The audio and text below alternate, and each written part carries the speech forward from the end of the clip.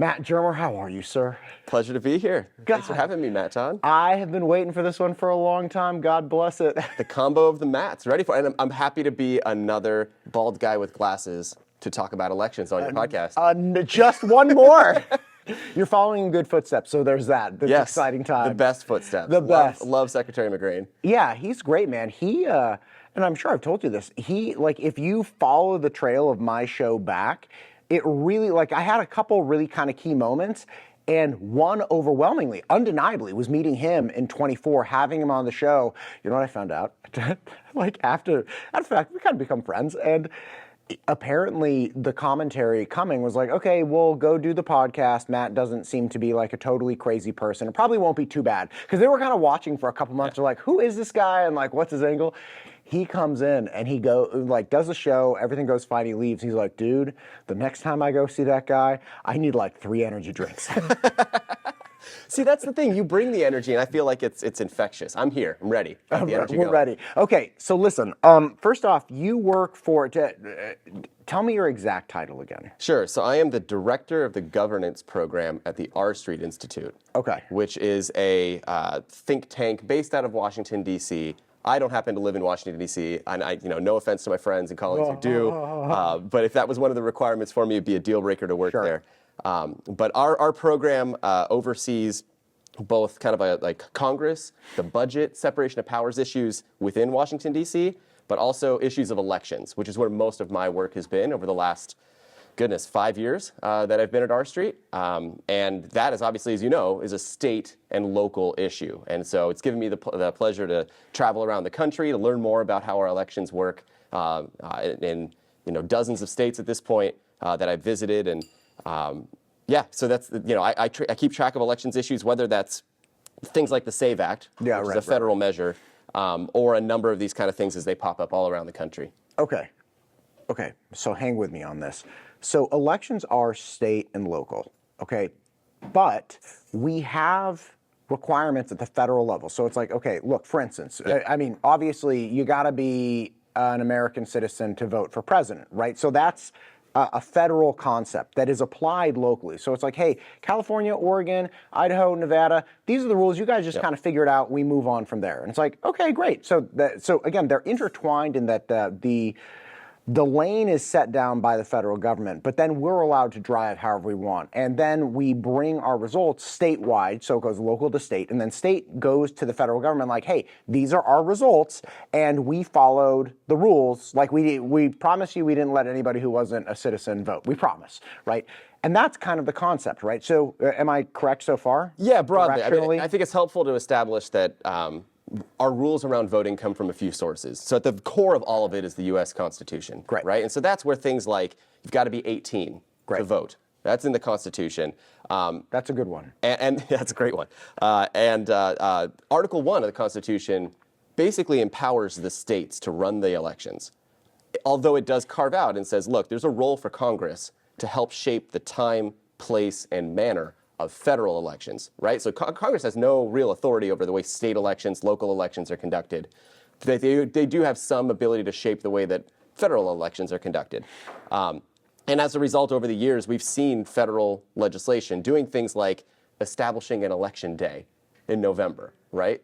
That's the kind of thing that happens all across the country, and it's because federal law says that we have federal elections every other year, even years in November. And if I may ask, okay, so this is why, until recent, Idaho used to have a lot of elections, right? And it was okay, so the fire district has their election in February, and the school district, the school district has their election in April. So you'd have all these different elections. So again, going back to your point, where it's okay, hang on. For a presidential election, it's coming that date's coming from on high. But for localized elections, they get to do whatever they want. So this is the emphasis of there is some separation, but there's also some direction with very federally specific things. That's right. And so that's why, to your point, if you wanted to have a local election in February, you can.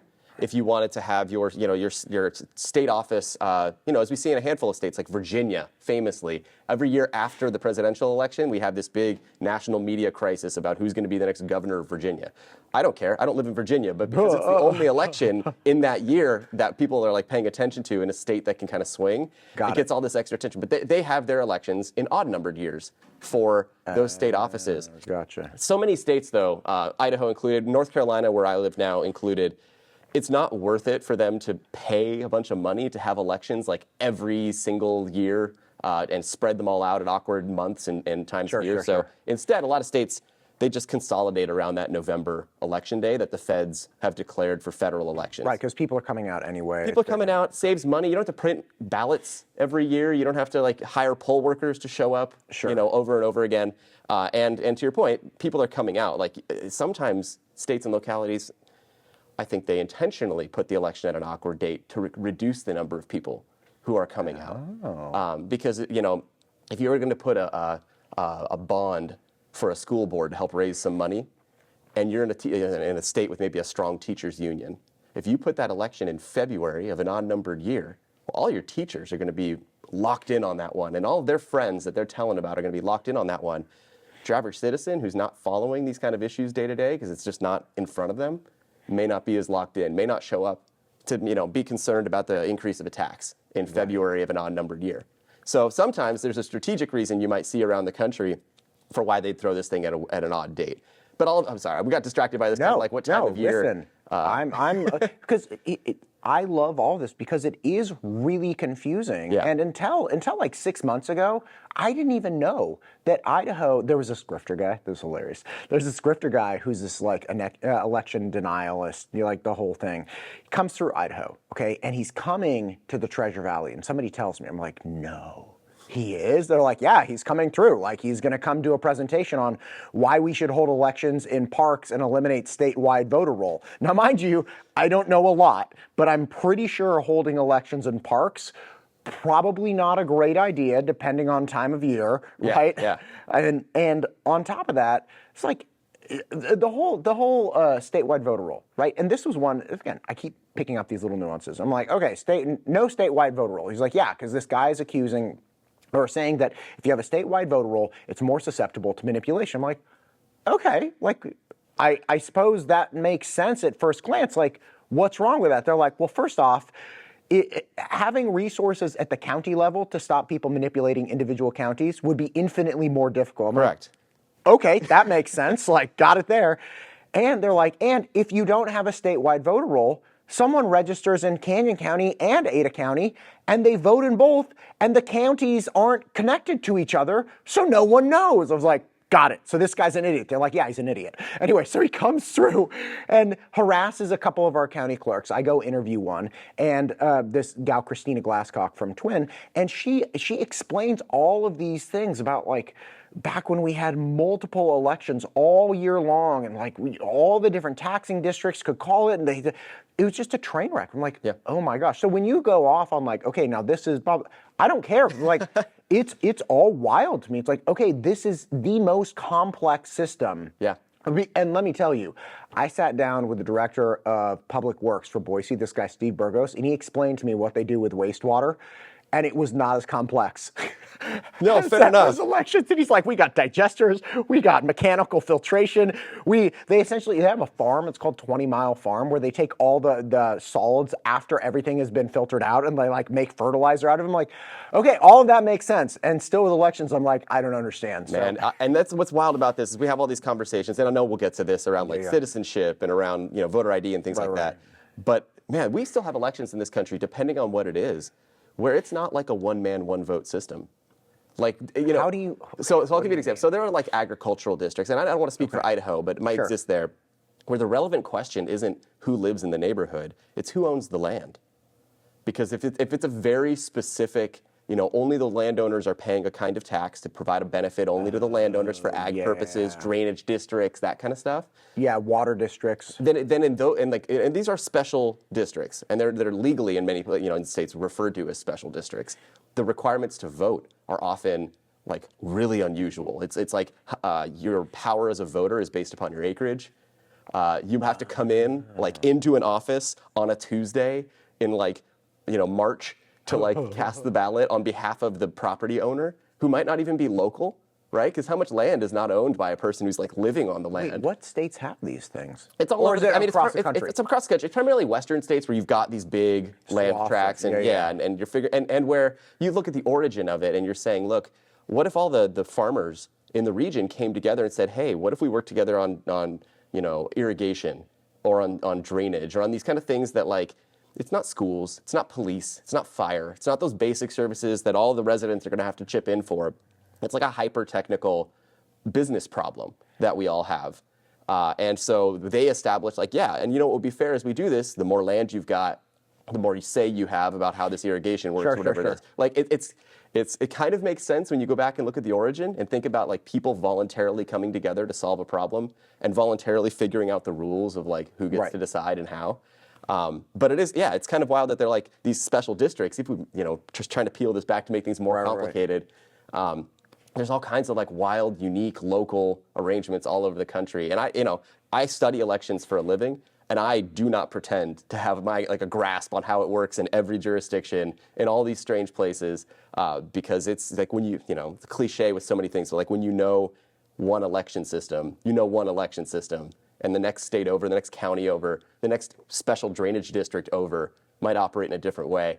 But I love that about America. Like, it's great because it means that people can solve problems in a way that makes sense for them. They can, move and sort themselves out, get the job at the place where it has the systems that work for them. And if where they are is not working, I know you know this as a former California. Yeah. Oh, I'm so sorry. A former person from a place that Shall not be named. Shall not be named. And I too am from the same location that shall not be named, right? And it wasn't working for my family. And so we packed our bags and found the place that was a better fit for us.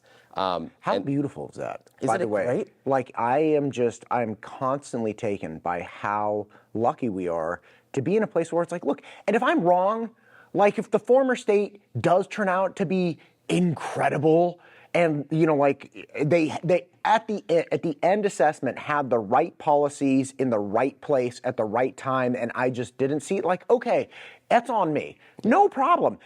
But if I'm right, it's like the scene from Ghostbusters. You will have saved the lives of millions of registered voters, right? Yep. Like it is. I love that about America, that I was able to pick up and move to Idaho, and my family overwhelmingly is benefiting. I don't know a lot of people, or really anybody in my former state that I stay connected with. They're like, I'm so happy with the way things are going here.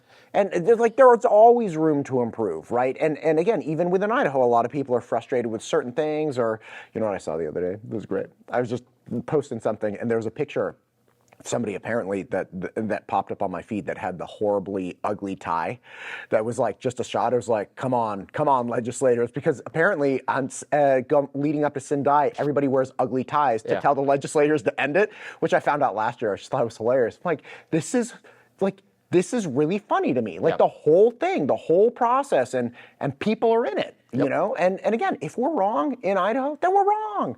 No sweat off your back, West Coast states. No, and it's important. I mean, thinking about even the history of Idaho and the history of most of the West, like it's people who were trying to elevate their prospects, coming out west, saying like, look, where I was didn't have a future for me, or didn't have the future I wanted for me. So I'm going to go chart my own course. I'm going to move out west. We're going to find minerals in the hills in Idaho. We're going to look for gold in California. We're going to move our farm from Dust Bowl, Oklahoma in the in the 30s and bring it out to California. We're going to start a podcast. We're going to start a podcast, right? Or maybe back in like the 20s, it's Hollywood. We're going to make a movie, right? It's that, or I'm going to be an actor, right? That kind of thing. That's actually a very good point, because the industries that erupted in California in the last year did not have, like, you have the oil industry that didn't really start going until the early 20th century. You had Hollywood, which didn't start going. You have, obviously Silicon Valley, which really didn't pick up until like the 70s. Like, you have all of these industries where California has been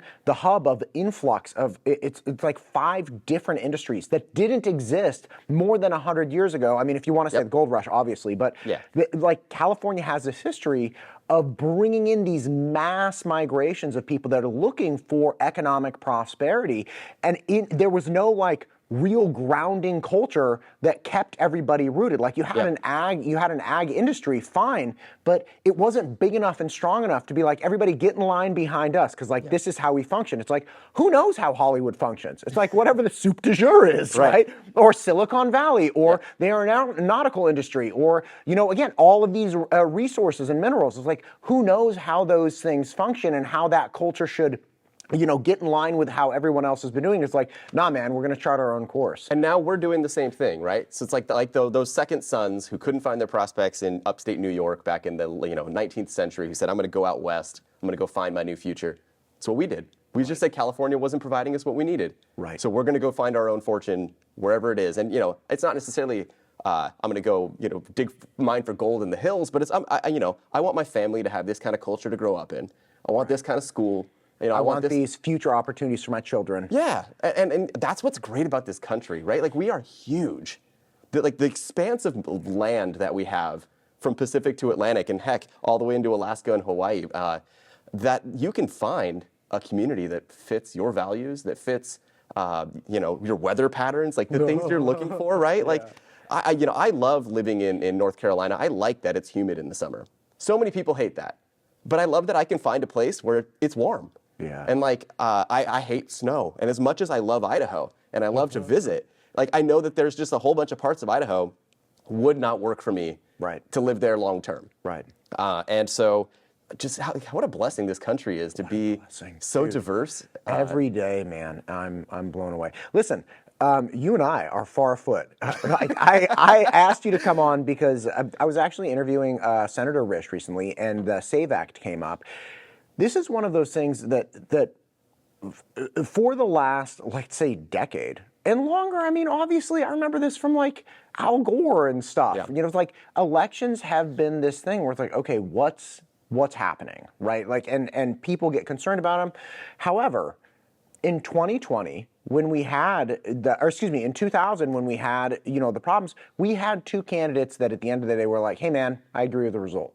Yeah. Right? Now, as long as we've had elections, we've had people saying these elections were cheated, but we didn't generally have that at the highest of levels, right? So obviously insert 2015, 2016, and then it's like, holy cow, something crazy happened. Do you remember, what was that modeling program that Romney used that was called like the Orca or something? Yeah. And people were like, it was found beached on a like failed beached on whale election day. somewhere. Yeah. And so people were like, wow, how were we this far off? And then you had obviously 2016 where I remember watching the news. I was picking up Chinese at Uncle Leo's or something, right? It's fantastic Mongolian beef, by the way, incredible.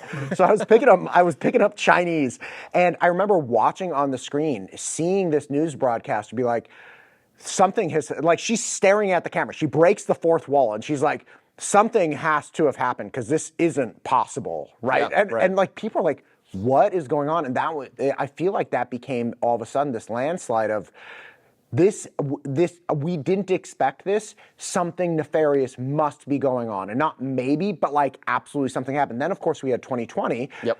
Everybody, has their positions on this. By the way, Georgia had their ballots confiscated by the FBI like a month ago, right? Yep. Okay, if I were somebody that had found fraud, I'd take the ballots. For the next 24 hours, all we do is get a bunch of people like counting and going through, and then within a day, we say, aha, we found the smoking gun. Like, we know conclusively that this was, have we heard anything from that raid, any articulation or hand count or audit that was like, aha? Not yet. Although I will say, and this is where so much of this, we're in uncharted waters, right? So like, it's not, we haven't seen this before where the FBI would go in and seize local election materials. Right. At least not on this kind of level for decades, and within our memory. And at the same time, Bro, it's worth noting. 2026. It's 2026. They're like, go get the ballots from 2020. It is worth noting that like storage. The FBI is notoriously slow, right? So like if there are bad guys out there breaking federal laws, the FBI and the way that like our Department of Justice works in normal times on normal crimes at that federal level, they want to make sure that when they get you, right? They need to make sure that it is an open and shut case. So it is not unusual in a grand sense for the FBI to be extremely thorough before they become public with what they have. So on that level, it's like, yeah, look, I want to give them some space. But to your point, if you're going to go back 6 years ago and say this thing's fraudulent, clearly they have a theory as to what made it fraudulent. Share it.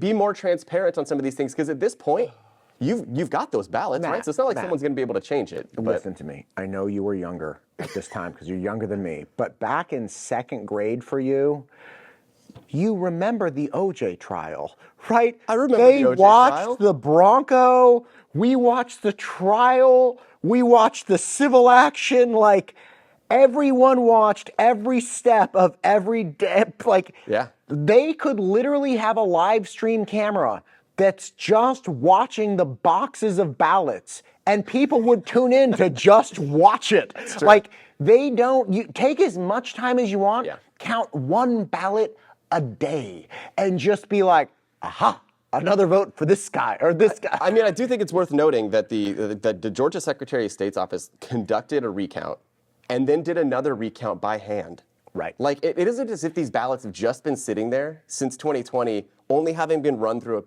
a machine, and we all just trust the machine. They took it seriously in 2020 to go back and we want to make sure we got this right. And again, I know folks out there have all sorts of concerns and opinions about this, but the Georgia Secretary of State's a Republican. Georgia governor's a Republican. Georgia's state legislature and leadership are Republicans. Like, they have a partisan motive to have Trump win in 2020 and win their state. And, they went through all of that effort, counting by hand every single ballot in the state, and said, look, the votes aren't there for Trump to be the Georgia winner. And again, it gets lost in so much of this too. We're having all these discussions over Fulton County. Even if Georgia had been fraudulently counted or conducted in a way that Trump should have won, that still wouldn't be enough electoral votes to flip the results in 2020 either. There needs to be another state or two that would flip as well. I think a lot of it is just, the president is very, he's convinced that shenanigans were afoot to the point that it robbed him of a victory, and it's hard for him to let that go. So listen, that's fine. Yeah.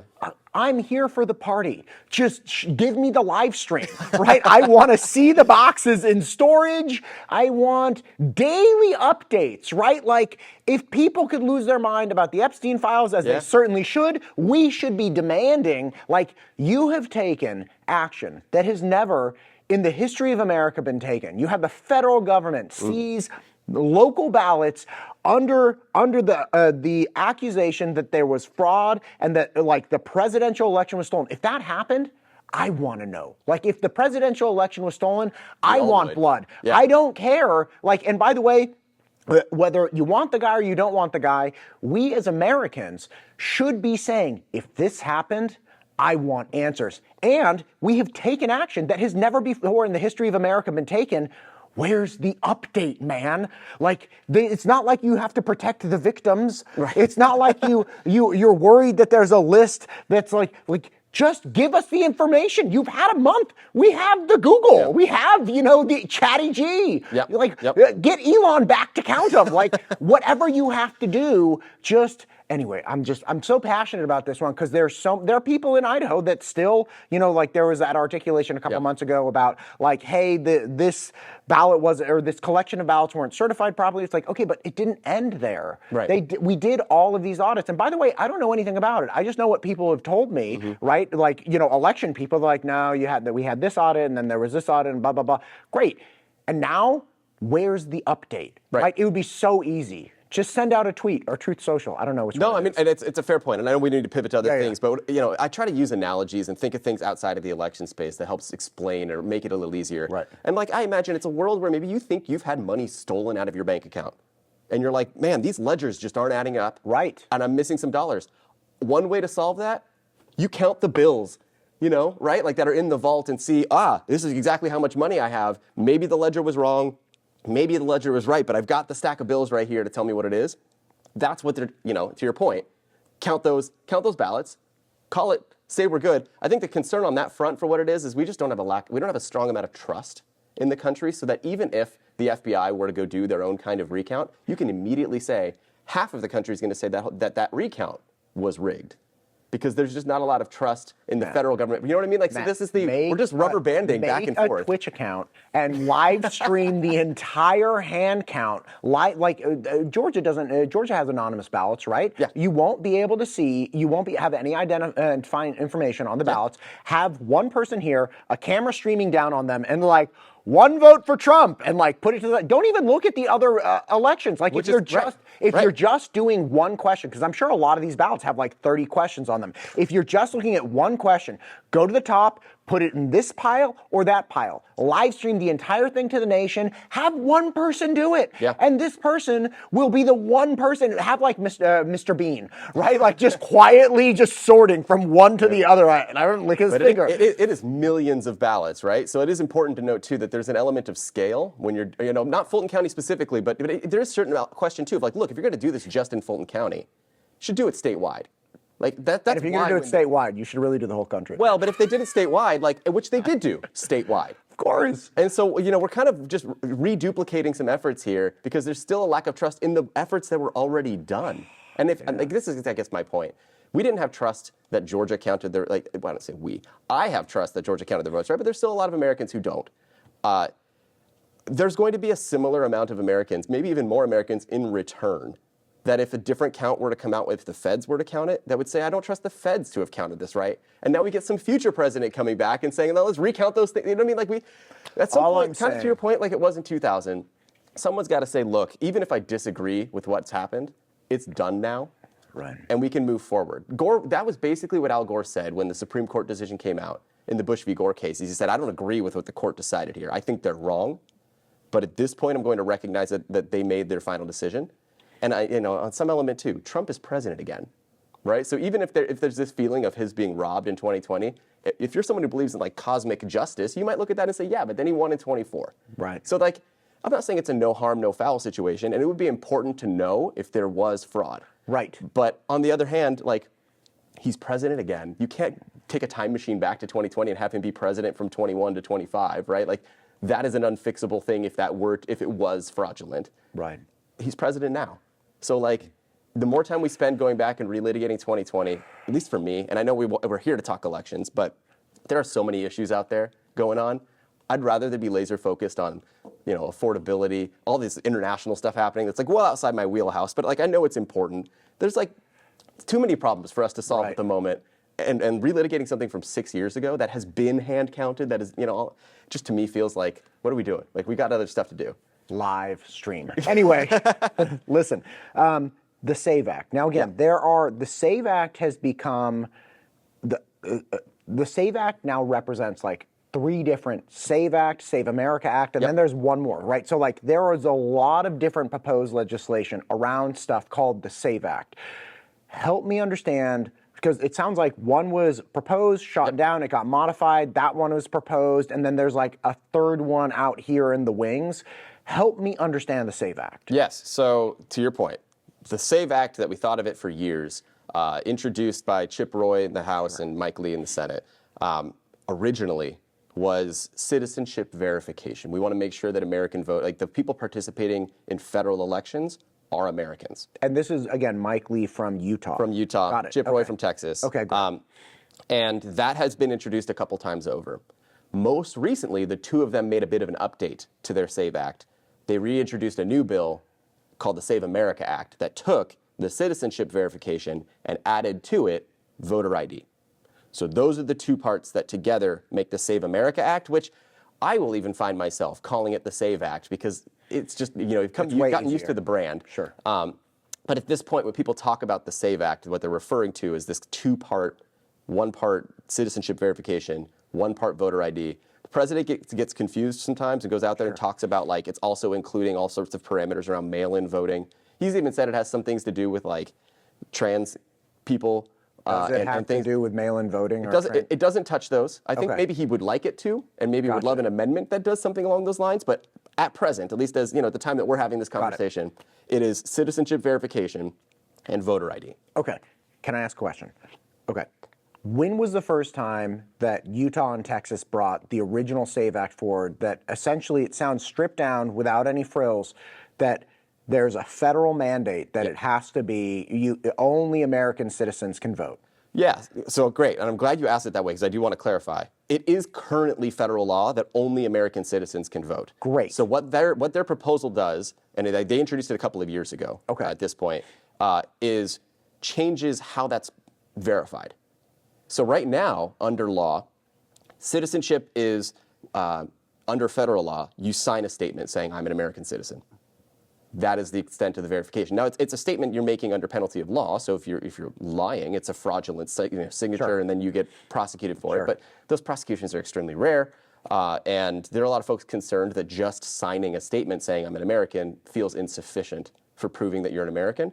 So what they want to do is bring some documentation. It's about documentary proof of citizenship. Gotcha. And so that's what the proposal is about. So it already is law, to be clear, that you have to be an American to vote in a federal election.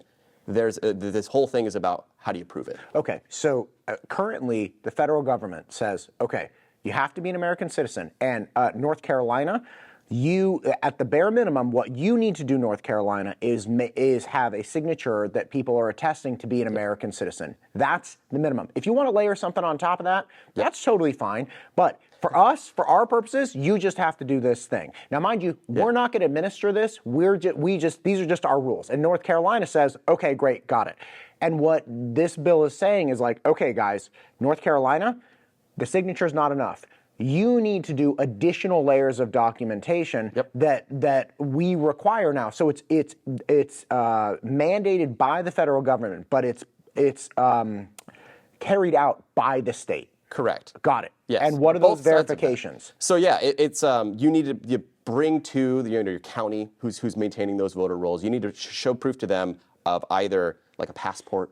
Got it. Maybe if you've got certain forms of ID that show citizenship, and there aren't many of them, but if you happen to have an ID that shows citizenship, or for most people, it's going to be a birth certificate. Okay. Along with photo ID, because your birth certificate doesn't have like a way to prove that it's yours, right? You could grab someone else's birth certificate, but you got to do something to tie that together. Or certain military records, not all of them, depends on what year you served, might contain like a place of birth on a military record. But you need to bring something that says I was born in the U.S. or I've been naturalized or I've got some proof of citizenship alongside with like some photo ID. And you bring that to, that could be at the DMV. So if you are just moving to Idaho, for example, and you need to get a new driver's license, you're going to be bringing that stuff anyway because the Real ID law that exists across the country requires that new people getting a driver's license or state ID prove that they're in America lawfully. You don't have to prove you're a citizen to get a driver's license, but you need to prove that you're here in this country lawfully. Right. For so most like people H-2B visas, H-2A visas. Green card. Yeah. Right, like you can be here on a worker visa and get a driver's license under very specific circumstances. Right, but for most people, and specifically for most Americans, what you're bringing with you is something showing you're an American. Because by being an American, now you're here legally, right? It's your home. Okay, so what was the pushback on the original, like just have an enhanced citizenship verification? So for a lot of folks, so there's process concerns, but then for some people, they're concerned about like, why are we even worried about this? And I think those are worth addressing in two things, in two buckets. One, the why are we even worried about this folks, who would say things along the lines of, we don't have, like there are, I don't want to deny that they say that there are zero, but there are not many non-citizens registered to vote. Sure. And I think attempting to vote. We've seen that in Idaho. And in the states that have done audits, like the number of people out of millions that are registered is like a couple dozen. Right. So it's generally not enough to flip an election, and all but the absolute tightest. Right. And that's just registered, right? So then you have to ask the next question of like, are they voting? And we do have like the anecdotal stories of, I think just this last election in Michigan, a Chinese national submitted a ballot. Like a Chinese, like we're not talking like tens of thousands or millions of people. Right. But we do have the stories, right? And that's concerning. People want to know that like, how did that fall through the cracks? Right. But there are folks who say, we don't need to be doing this. It's a burden on people to have to like bring all this documentation with them for a problem that's not that present. Right. So it's a solution trying to find a problem. Right. And in the course of proposing the solution, their argument is you're making it seem like a bigger problem than it is. Gotcha. By saying we need to spend all this federal resource time and all this public attention on pushing forward a solution to a non-problem. Right. The other side of it is more on the process side. So then it becomes specifically like, what documents are you requiring people to bring? Where do they have to bring them, and when? And really, how much of a burden is that on voters? Does it get in the way of their voting? So there are a lot of folks out there, and particularly it's seniors or people who, maybe if they're homeless, or if they're very like an 18-year-old or a 19-year-old who's just kind of out on their own. If you're homeless, are you a resident of a state specifically? Yeah, wherever it is you lay your head. Really? Yeah, you can vote. That's wild. And like, yeah. Like, I'm not against the idea that somebody who's homeless could vote. It's just verifying that their address, and that, like, if you're homeless in their California, address might be the bridge under 3rd Street, or that like. Wow, man, that's wild. Yeah, Okay. but they're Americans, right? So like, no, for sure. You got to figure out how to work it. But yeah, right. So you get folks like that who have a harder time getting those documents, and so there's a concern out of some, out of the opponents to this idea that would say like. These burdens are too onerous to put on people for something as fundamental as voting. A driver's license is not a right; it's a privilege.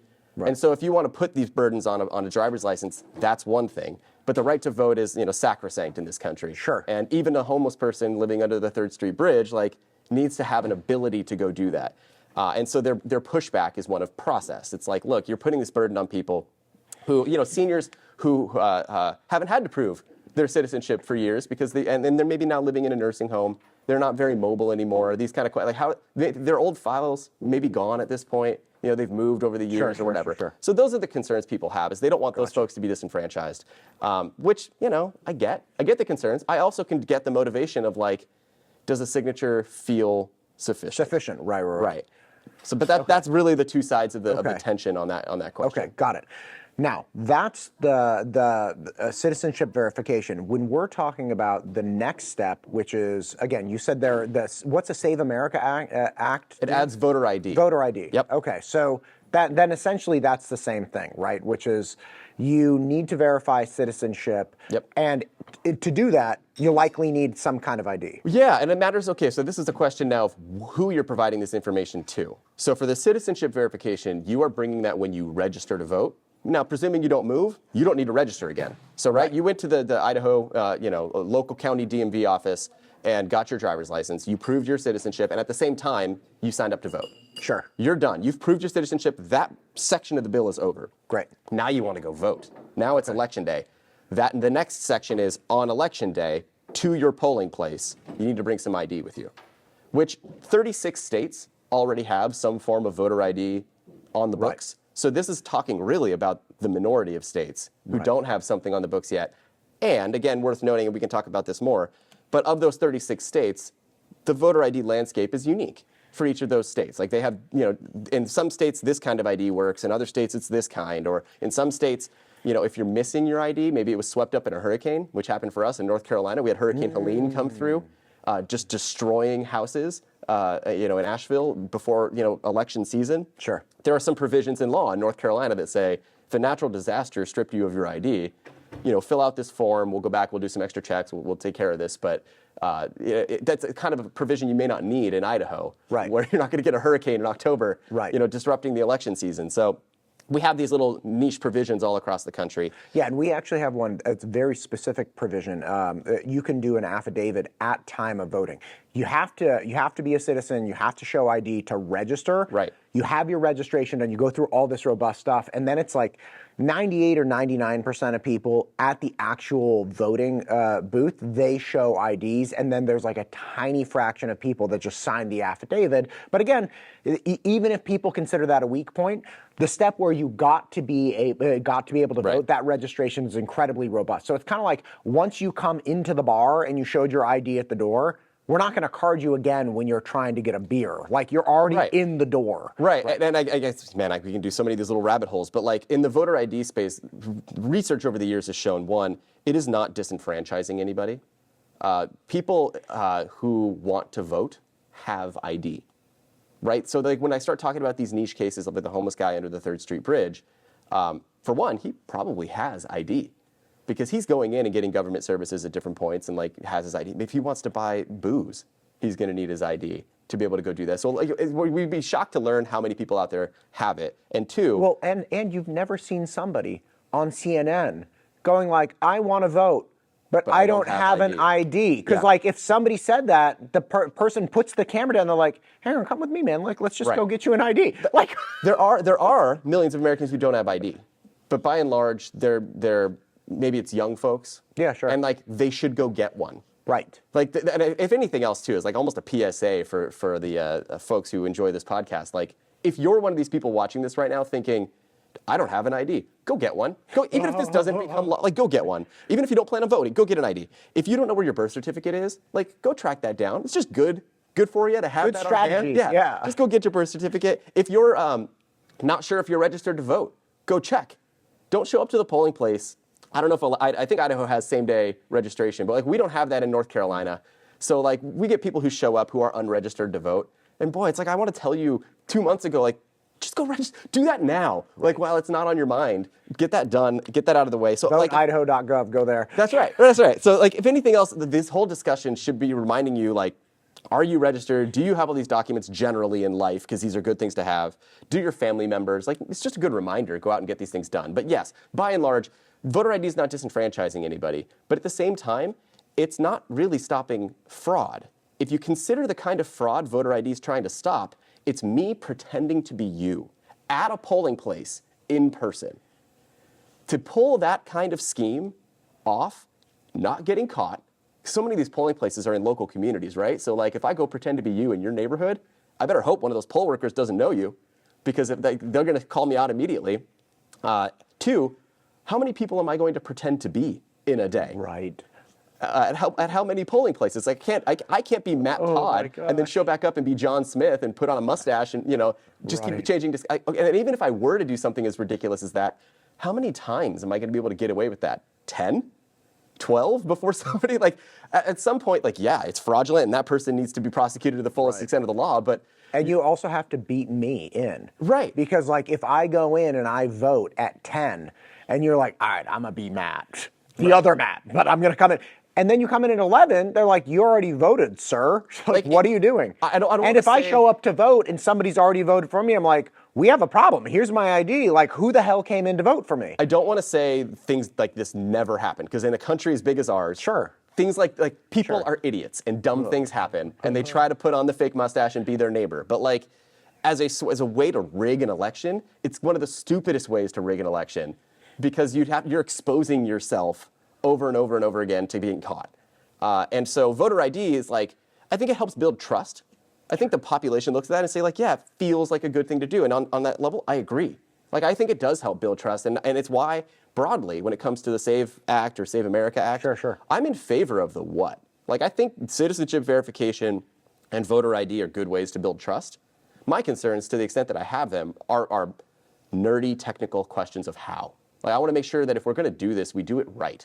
We do it so that it takes effect. It actually builds the trust that is the target goal here. And if it's done in a way that's haphazard, if the bill is written in a way as we've already been talking about, that makes nationwide mandates for something, and when you actually put that into effect in the given states and counties, it doesn't fit well. Right, because if they have some kind of state law, and this is one of the big things. I was talking to Senator Slotkin from Michigan the other day, and she was talking to me about, things that she thinks would help the housing crisis. It's okay, great. I love to hear all ideas. Okay, Senator, that's fine.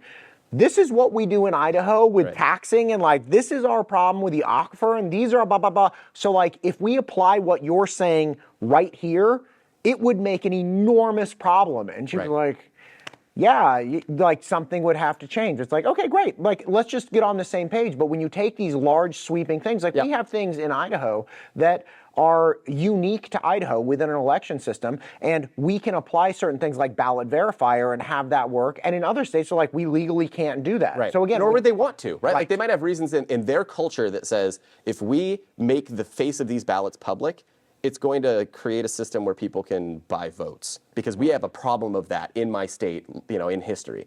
Idaho, it's got good people who aren't out there, paying their neighbor for a vote. At least not to my knowledge. It's not part of the culture and history of Idaho, but it is in some parts of this country. And so things like that ballot verifier tool just are a bad cultural fit for other places. So let me say too, it's not only the how something might be done for a Save Act or Save America Act, but it's also kind of a question of when.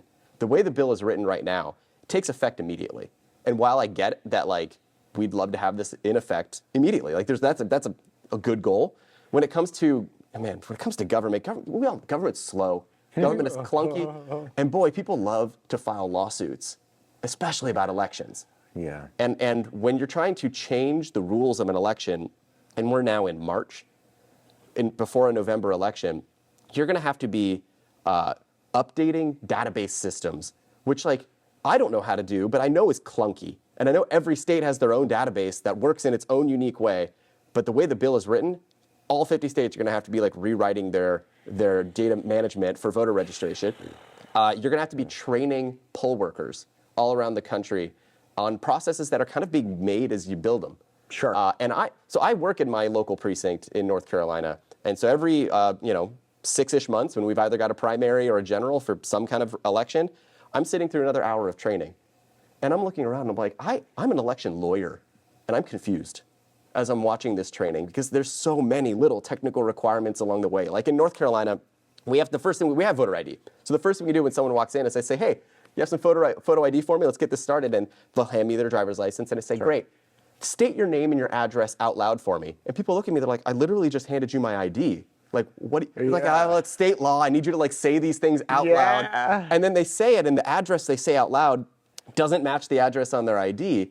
What do? Well, there are rules for that in North Carolina and the way that it gets handled. But like, we are training primarily seniors who are operating in these roles, folks who have been doing it for years but are like set in their ways. Right. And you're going to be coming in with these kind of changes and saying, brand new rules overnight, and we're still even grappling ourselves with how they're going to work, and they need to be implemented now. Right. And so when I look at these kind of rules, I'm like, look, even if we're in favor of some of these changes, there's a benefit to giving some room to breathe, to establish the new rules, to say, hey, maybe by 28, for our next presidential cycle, that makes a lot of let's have sense. all these things ready to go. Have them some rollout time. And not whole thing. 6 months from now. Right. In the middle of primary season, right? Like, I guess that's even a lingering question too. Like, if this were to happen, does it take effect, in March, so that next month's primary elections, like you have all these process changes? What happens to all those people who haven't verified their citizenship between now and November? Does every person need to go scrounge out a birth certificate to make that so that they can show up? How do you publicize that to millions of people around the country? To go, like, so there's a bunch of these challenges where I'm like, look, I get the heart behind this bill, but there's also a real like implementation question if you want it to be done right. And the final point I'll make on that is, like I mentioned earlier, we are very litigious, and everything that has to do with elections, election policy, anything with politics generally is a lawsuit because the other side's going to be real mad about it, and they're going to try to stop it from happening. If we end up in a world where somebody in California sues and says this is unconstitutional, well, I think it's unconstitutional, and the judge in California says, I agree with you. Oh, yeah, right. California is going to delay implementing this law. It's going to get appealed to the Ninth Circuit. The Ninth Circuit might agree. Now that messes with the whole West Coast. But other parts of the country will be implementing it, or maybe not. Like, it's this tension, this patchwork kind of litigious environment. That happens. Voters are confused. People are like, I thought we put forward voter ID. I thought we had the citizenship verification, and now I'm being told we don't. I can't trust that California is not stealing. Like, we end up in this, the trust is not being built. If the goal is building trust, and then you end up in this weird lawsuit environment, and you're not building trust. So like, you haven't really accomplished your end goal. And so much of that can be resolved if you delay its effective date until 28, and then you can get those lawsuits out of the way and figure that out before it's actually supposed to take effect. That kind of approach, to me, is the kind of thing that shows up when federal lawmakers, they do the old schoolhouse rock thing. If you introduce a bill sitting on Capitol Hill, waiting to become a law, and you let a committee argue about it, you bring in people to testify, someone from Idaho who would say, look, this is how it would impact us in Idaho, someone from Kansas who can say, this is how it would impact us in Kansas. The members from Kansas and Idaho can go out and represent, their states and how it would impact their voters. You make amendments. You vote on those amendments. You send it to the floor of the House. You make more amendments. You vote on those amendments. You send it to the Senate, and you do it all over again. And at the end of the day, it's slow. People are very frustrated about how slow things are to move through Congress. But that's the point. The point is that it's slow so that you can take consideration of 350 million people across the country and 50 states that do things differently, so that at the end of the day, you've got a bill that has a certain amount of buy-in. Like, it's had its chance to breathe and can take effect. This bill, to me, is a great example of that. I like the spirit of what it's trying to accomplish, but it would really benefit from a schoolhouse rock approach to lawmaking. God bless it, man. You're just, I can't believe it's taken us this long to do this. Okay, thank you for all of that. Is there anything else right now that's at the forefront of the election world? I mean, obviously you have the SAVE Act. Is there anything else that's like kicking around? I mean, obviously we have the live stream, which is coming soon, and we have the SAVE Act keeps getting kicked around. Anything else? I mean, depending on how much of the can of worms we want to open, there's a lot of questions around mail-in voting, what might be happening on that. We know the president issued an executive order in 25, like right after he took office. Much of that never took effect because he didn't have the power on his own to just change law for the country. But do it anyway. And so what happened? He was sued, right? And then it didn't take effect. And we've heard chatter from him. He wants to do another executive order. We don't know what that is yet. And so it's why I mentioned we're having this conversation in early March. I don't know what mid-March contains, let alone between now and November. Like we might continue to see executive orders. Someone might try to put something through Congress. I will say it's pretty unlikely, in my estimation, anything will move through Congress. You'd either have to get rid of the filibuster, which is one of the discussions that's happening right now, or you're just kind of at a stalemate in the Senate because there doesn't seem to be a desire to get bipartisan support for any of these measures. Right. And so absent that, without anything moving through Congress, the president might try an executive order. Will it be something he has the power to do?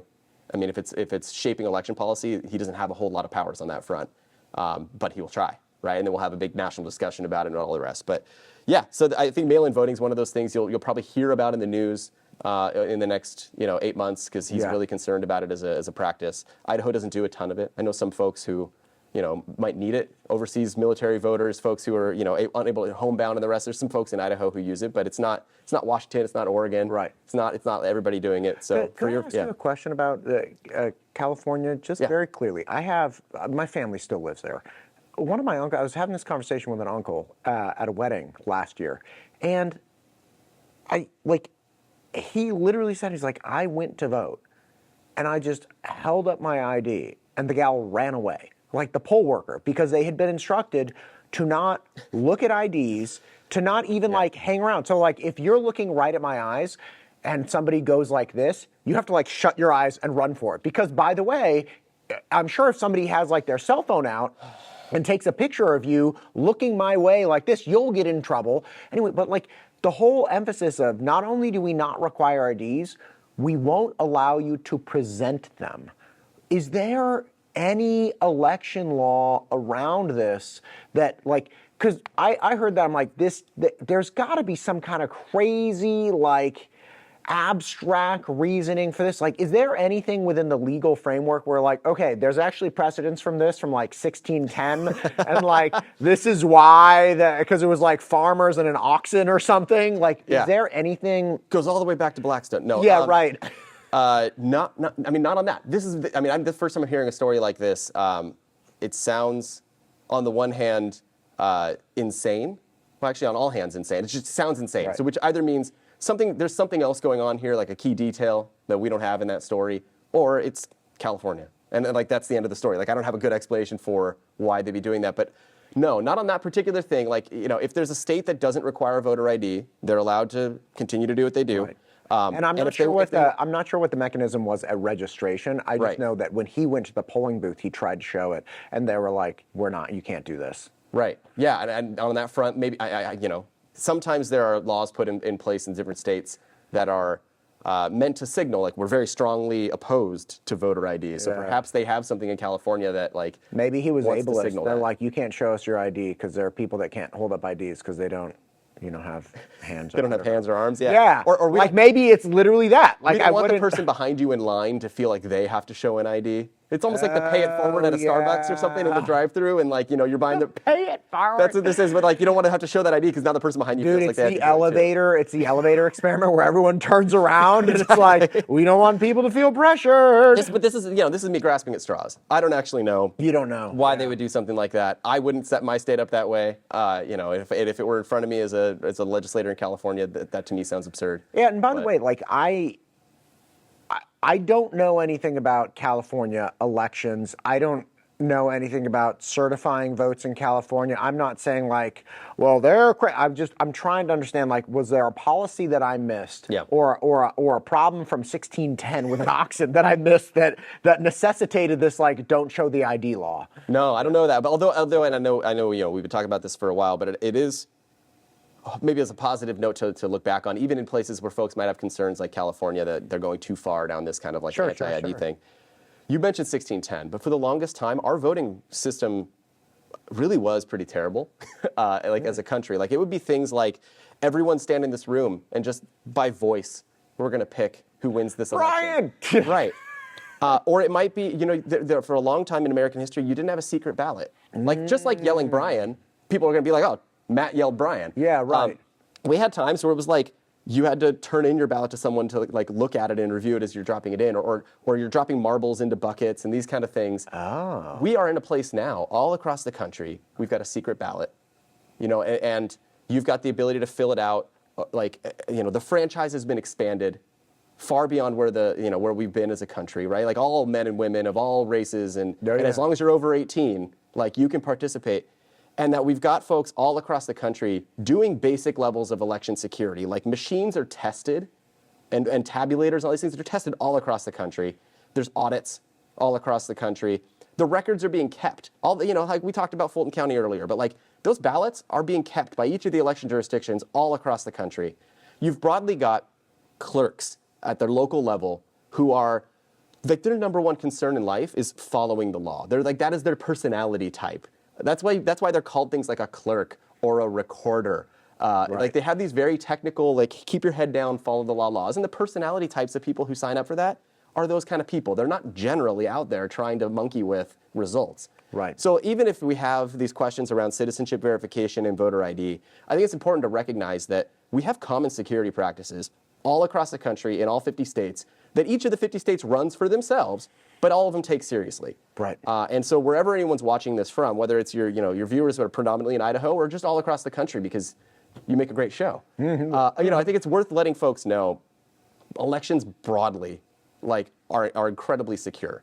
And if there are concerns that they aren't, like, the records are kept.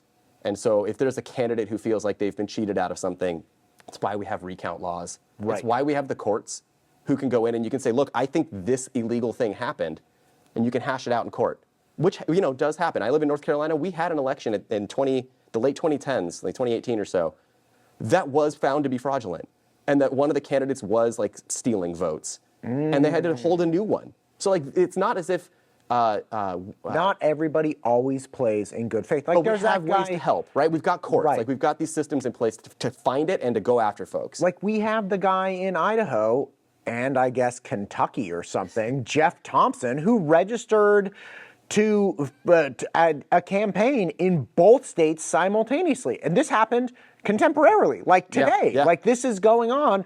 What's so funny is I think it was Kentucky was like, you can take him, Idaho. And now, like, Idaho's, like, just sharpening the knives. But it's like, this guy literally had campaign websites in both states. And it's like, okay, if we didn't have, like, we are connected. We can catch these people. Right. If this were 100 years ago, would anybody know that Jeff Thompson registered to be a representative in Idaho and Kentucky at the same time? The system's not perfect. Like, Right. no one should claim that it is, but most of our 'cause elections people are aren't not perfect. decided People on a are one. crazy. And most of our elections are not decided on a one-vote margin, right? Like, I do all these little fun history things, but Virginia had its House of Delegates, its lower house in the state, came to a tie. Like, whoever won a particular race was going to have majority control over the House, and that vote was tied. It had to be solved by, like, the flipping of a coin. Now, in those kinds, like, so When was this? it's not that long ago. It was within my, within our adult lifetimes. Oh my gosh, that's And- wild. And so there are circumstances where, like, yeah, shoot, that person wearing a mustache and showing up to the polling place and pretending to be their neighbor, I guess it technically decided if that happened, like, it Right. technically decided the election when you've got a literal tie. But in a literal tie scenario, a little bit of rain on election day that stops someone from showing up, or a soccer practice that runs late, or any other of these number Right. of things, like, you could point to literally anything at a tie and say, like, that broke it. And yes, it's important for us to have good laws. Again, I don't want to diminish and say we should just be weak on these things. Of course. But they're very rare. And so we should feel broadly comfortable when you're looking at returns on election night and you're seeing the governor, whoever ends up being the next governor of Idaho, they're not going to win by one. They're going to win by tens of thousands or even, potentially hundreds of thousands of votes, depending on how that works out. And you're going to say, I feel that, that person is the correct winner. Right. Was it possible that a parent, that like a husband submitted a mail-in ballot on behalf of his wife and she would have theoretically voted differently if it, maybe. I don't want to say that that's a no, but we don't know if that helped one candidate or the other more.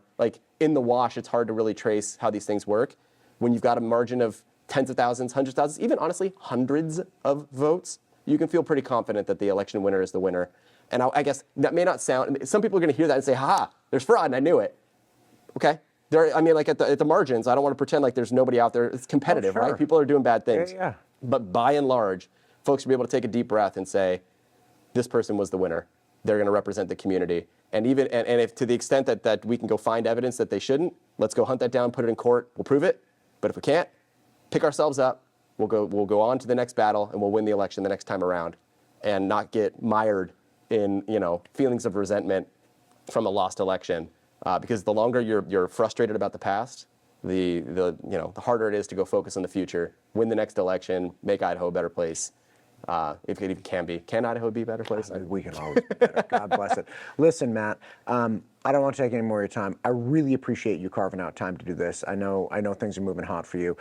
Let's do this again, please. Yeah. In 3 or 4 months. I would love to do a post-primary show and just talk about what we saw and what's going on in advance of the November election. Because again, things are really you can feel the tension building, and it's they're across industries. The nuclear industry is worried about the primaries, ag industry is worried, all of these industries are oh my God. And then of course there's the data points where high probability things are going to flip. But now people are that, just more pressure. So man, and your primaries matter so much in Idaho. I mean, they're the only election. Again, I'm going to do my PSA that I've been saying. If you don't have your birth certificate, go get those things. If you're not registered to vote, go register. Right. If you're not the kind of person who usually votes in a primary, but you happen to be watching a show like this, find out where your polling place is, when primary day is, who your candidates are. Go vote in a primary. Right. Go vote. Request an absentee ballot. Do whatever you want. Get your vote done. Because, again, I was talking to somebody the other day who happens to be a Democrat. And I literally asked him, I was like, when's the last time you had a real Republican contender? And he was like, I don't know if ever. Right? So again, even in the Democrat districts, you have completely uncompetitive races once it goes to the general. If you're in May, you did it, baby. Good job. You got it. Yeah, so now's the important election. And no changes to the rules in Idaho's elections are going to happen between now and then. So now is the time to go register. Now is the time to go figure out where your polling place is and who the candidates are and what you want to do with the future of Idaho. Yeah, it's great. Anyway, thanks for coming on. We'll do it again. Yep. Thanks, Matt.